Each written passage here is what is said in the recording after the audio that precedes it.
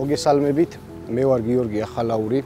ეხლა ჩვენ ვიმყოფებით გურჯაანის რაიონის სოფელ ჩუმლახში, ჩემ ატმის ბაღში. ეხლა მიმდინარეობს შეწამლა კაპტანით და ჰერკულესით. კაპტანი არის ფუნგიციდი, რომელიც ეხმარება მცენარეს დაძლიოს ფოთლის სიხუჭუჭე და ჰქონდეს ჯანმრთელი და საღი ფოთოლი, რაც წინაპირობაა იმის, რომ მოვიყვანოთ კარგი მოსავალი. ასევე კაპტანში გარეული გვაქვს ჩვენ ჰერკულესი, რომელიც ეხმარება მცენარეს მონოლიოზის დაძლევაში.